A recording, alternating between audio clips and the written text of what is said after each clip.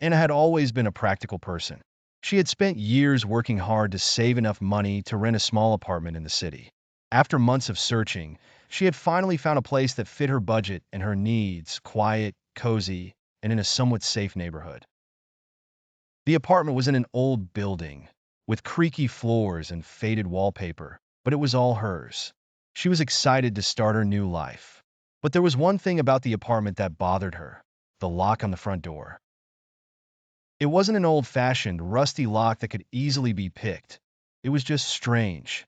It was a modern-looking deadbolt, but the mechanism always felt loose, and sometimes, after she turned the key, the bolt didn't slide fully into place. Anna would often tug on the door to make sure it was properly locked before going to bed. But there were nights when she woke up with an uneasy feeling, wondering if she had locked it securely enough. Her landlord, Mr. Harris, was a quiet, middle-aged man who lived a few floors above her. The first time she mentioned the lock, he assured her it was perfectly fine and promised to have it checked when she moved in. Old buildings have quirks, he had said with a smile, but everything works just fine. Anna wasn't entirely convinced, but she decided to let it go. She was used to dealing with minor inconveniences in life. Little did she know that small issue would soon become something far more sinister. It all started on a Friday night after a long work week. Anna was exhausted and just wanted to curl up with a good book and forget about everything. She had cooked a simple dinner, a salad with chicken, and was now relaxing on the couch, the light from the lamp casting a warm glow on the walls. The clock on the wall ticked steadily, and the hum of the refrigerator was the only other sound in the apartment. Around 11 p.m., Anna began to feel drowsy. She set the book down on the coffee table, yawning as she stood up to prepare for bed.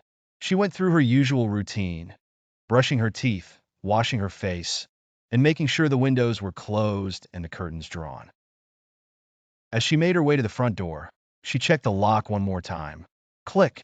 The bolt slid into place with a satisfying sound, and Anna turned the key in the lock to ensure it was fully secure.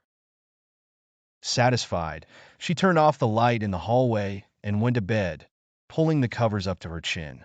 But sleep didn't come easily that night. Every time she closed her eyes, she felt an odd, nagging sense of unease, like someone was watching her. She dismissed it as nothing more than a result of stress. After all, she had moved to a new city and was still adjusting to her new life. It was probably just the anxiety manifesting itself in strange ways. Eventually, exhaustion took over, and Anna drifted off to sleep. It was in the middle of the night when she woke up suddenly. The apartment was silent, but her heart was racing. For some reason, she felt like something was wrong, deeply wrong. She lay still in the darkness, listening intently. There it was, the sound of the front door creaking. It was subtle at first, just a faint groan, but then it became more pronounced. Anna's eyes snapped open as she realized what she was hearing, the sound of the door opening. Slowly, slowly, she sat up in bed, her breath shallow. Her mind raced. Had she forgotten to lock it? No, she remembered locking the door before bed. She was sure of it.